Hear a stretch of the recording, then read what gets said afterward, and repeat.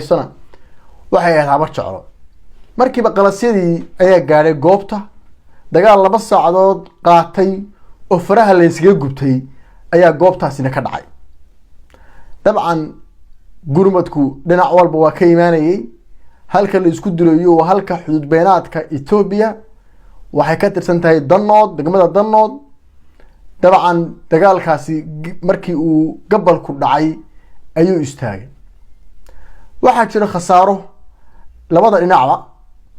anigu oran maayo hal dhinacba khasaaro yahay laakiin sida xaqadu tahay waxa weey labada dhinacba khasaaro waa jirtaa laakiin waxa badan khasaaraha dhanka Malaysia jabhadda argagaxisada SNM ee habar jeclo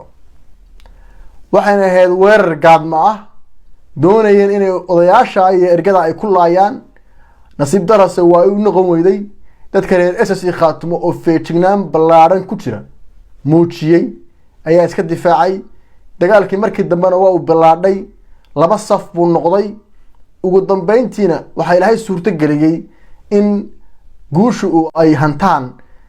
waxa way ciidamada hadii la ku reer SSC Khaatumo waxa taas daliil u ah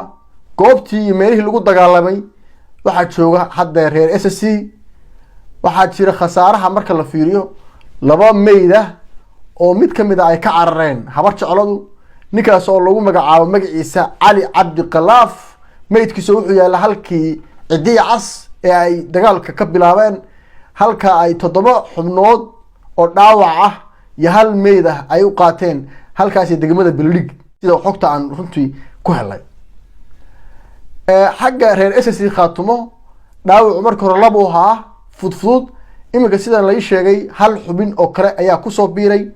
iyaguna dhaawacyadu waa dhaawacyo iska fudfud wax dhimasho ma jirto dagaalkaas sidaas ku dhacay oo ku bilowday ujeedka ay doonayeen waxa weey inay wax ku gaadaan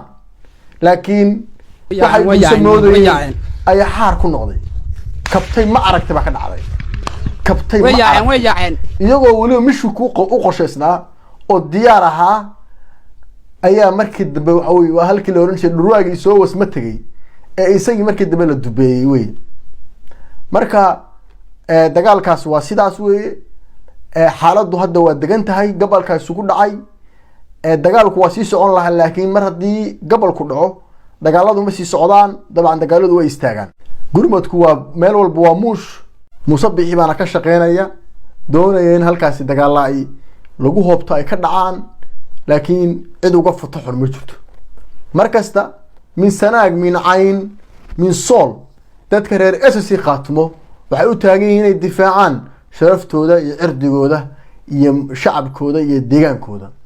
inta ka ogolaan maayaan inay ku soo xadgudbaan marka waxa weey hadii la guurayahay qofkii gardaran ilaahay baa garabkiisa ka baxa bal nimankaas hadda ergada u tagtay ee xaajada gacanta ku hayay ee waxa weey wada fadhiyay markay ka soo kaceen ay xabadaha ku bilaabeen intii ay la joogeen xabada waridi kar waayeen habar jeclo gaadmeyn wax ku disho iyo inay nabad wax ku yeesho mooyaane dagaalka folkfoola iyo face to face in la isu arko waxba kuma tarto haleeyahay habar jeclo waxa isu taqaanaan darbiga isaaq laakiin ma tihdin lafka weyn way ku jibisaa warnamayo waxa ay ku fororay inta dhuuma ay ku fororo waa garan kartaan nabadina ilaashada yaana habar awal ya muuse oo reer galbeed ah oo dhulkiisa iyo deegaankiisa qurxustay yaanu xaabayda ka dhigan waa nasteexo waa tologaliye haddii se aad xaabahaan in la diishito u doonaysaan war soo socdaan leenahay wixii aad maanta kabihiin aad ka cararteen meedkoodii bay qaadan kar waayeen dhaawacoodii bay ka carareen marka taas waa taa waxaan kaloo xaqiijinay wax maxaabiisa oo laga qabtay ma jirto wararkaas baraha bulshada ku arkanaa laakiin sida aan dad goob joogayaal aan la xiriiray ma jirto wax maxbuusa oo laga qabtay khasaaruhu xageena waa 3 oo dhaawac dhaawacooduna iska fudud yahay halka iyaguna mid meeyda ay ka carareen ninkan magaciisa idii carabaabay iyo mid ay qaateen 7 dhaawac oo Bildig la geeyay sida ay warbaahintooda baahinayso ama xoog runtii aad loogu kalsoon yahay andakooda ka helano dadka reer SSC Khaatumo waxaan leeyahay hal diyaar garoobo difaac in adkaysta cidii idin soo doonata halkii garaad Cabdisaaq garaad Soofi Allah barakeeye hadday far idii taagan shafarood u taagan taasna waa taa qodobka ugu dambeeyaan ku soo gabagabeynay waxa weey saacadaha soo socota waxaa la filayaa in la sameeyo isku shaandheyn golaha wasiirada oo markii ugu horeysay madaxweynaha dowladda SSC Khaatumo mudane Cabdiqaadir Axmed oo Cali Firdhiye uu sameynayo saacadaha soo socota dabcan xalay ayay ballantu ahayd dib dhac weyn baana ku yimid arrintaasi weli wada tashiga socda laakiin waxa la rajeynayaa wasaaraduhu inay 15 gaadhaan xubno cusub oo miisaan culus lagu soo kordhiyo wasaaradaha hadda jirana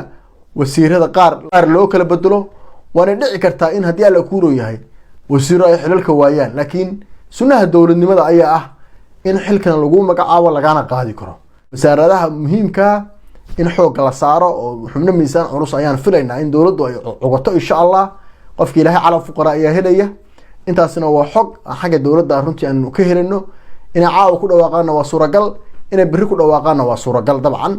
marka taasina waa taa haloo toog hayo liiska golaha wasiirada isku shaandheynta oo markii ugu horeysay la sameynayo waxaan kaloo aan xusaya inay ka mid noqon doonaan haweenka oo laf dhabar u ah dabcan jiritaanka maamulka dowladda SSC Khaatumo dabcan axad qarameedka SSC markii la aasaasayay waxaa ku jirtay in baarlamaanka uu laga keeno golaha wasiirada laakiin haddeer axad qarameedkii waa la furay waa la bedelay qodobkaasi waxaana laga dhigay in labada dhinacba laga keeni karo qodobka ujeedka ugu muhiimsan loo furay waxa weyn haweenku doorkooda ay ku yeeshaan siyaasadda qaybtooda ay qaataan maadaama ay kaalin weyn oo muuqata ay ka qaateen Khaatumo iyo dhisitaankeeda iyo jiritaankeeda dabcan marka insha Allah sida xogaan ku helayo xubno saraakiil ayaa runtii wasiirada ka soo dhex muuqan doona miisaan culus qaarkood ay dowladda Soomaaliya ciidamadeeda soo hogaamiyeen runtii baahi weyn loo qabo xilligan adag ee lagu jiro marka taasna waa taa loo toog hayo ka hor dhici maayo insha Allah xaalad dagaalkana wixii ka soo kordha waa idila socodsiin dadku waa diyaar garooween diyaar baa la yahay xaaladdu waa safe weeye talaabo kasto ay khawaarijta argagixisada asrab ay qaadaana diyaar baa loo yahay laga jawaabaya.